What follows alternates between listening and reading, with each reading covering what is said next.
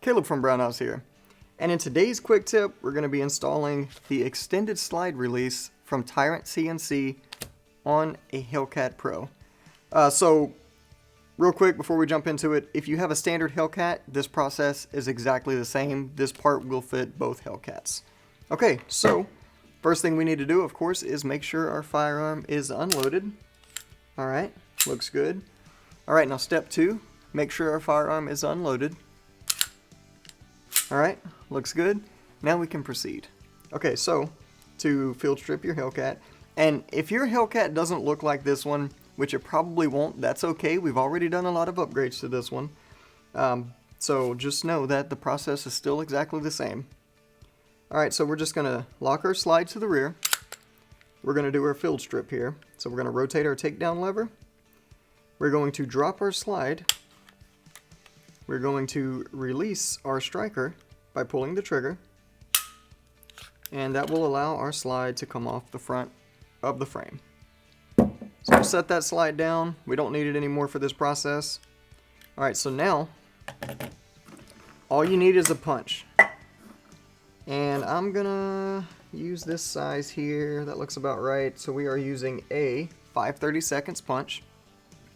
Alright, now all you're gonna do is apply pressure to that larger pin. So notice there's a small pin, there's a larger pin down below closer to the trigger, then you have your takedown lever. So that larger pin is what we are just going to go ahead and push all the way out. It doesn't need to come all the way out, it just needs to come most of the way out, but honestly, nothing's going to fall out, so we'll just knock it all the way out.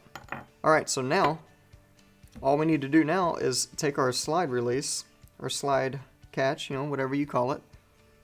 We'll call it a slide release for this video. You just lift it up slightly, pull it straight back, and it'll come all the way out. And it's that easy to get it out. Alright, so we'll throw that aside, open up the packaging, and set that aside. Take our new lever, and this was a kind of a good time to showcase the two levers here. You notice there's a bit more of an aggressive texture on the Tyrant CNC, and it's also a bit thicker, which means it's going to stick out from the frame just a little bit more. But I also want to note at the same time, it's still nice and beveled. There's no like super sharp edges on it or anything, so it's still perfectly good for concealed carry. Alright, now we're just going to take the new one, and if you notice there's a slot, let me get a pointing tool here, that's cut into this locking block on the right side of that spring. And pay attention to this spring here, because we're gonna talk about that shortly. So we're gonna take our new lever and slide it in just like so. Alright, and push it forward, and you notice you have a shelf here, and that spring is wanting to run into that shelf. Now this is very important. The next step you need to do, use a small punch or a scribe, bobby pin, I don't know, whatever. Get that, slide it under this spring, and I'll come in from this way actually.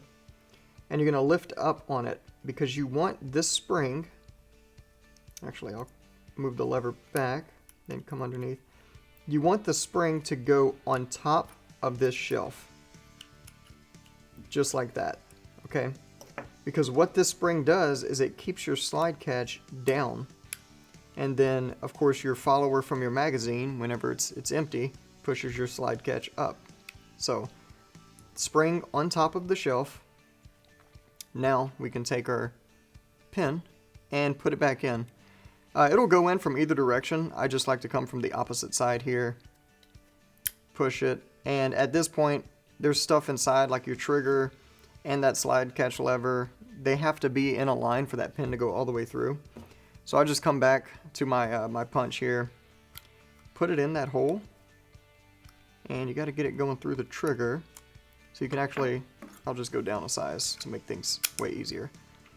And as you push pressure on that pin, just kind of rotate the punch here in a circular motion, and your pin will go in. So push that pin in slightly. Notice it's still sticking out a little bit. And you'll feel it kind of click into place.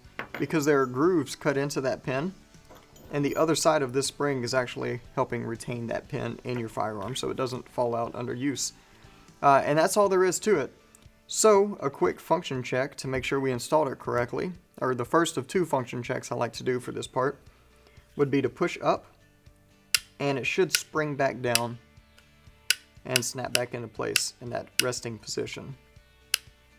Alright, so that's good. Now we can put the slide back on the frame. We'll lock our slide to the rear, rotate the lever, and push it down. And notice it worked as it was supposed to. It locked my slide back. So you can pull that slide back again, push up, and it should retain that slide. And it works just fine. And yes, it's perfectly okay to drop your slide on an empty chamber, especially on this firearm. Okay, so that's all there is to it. You've done it. It's that easy. If you have any questions or comments, feel free to post them down below. If you need help with anything for any reason ever, feel free to give us a call on the tech line. We'll be happy to help you out. Thanks for joining us, and we'll see you next time.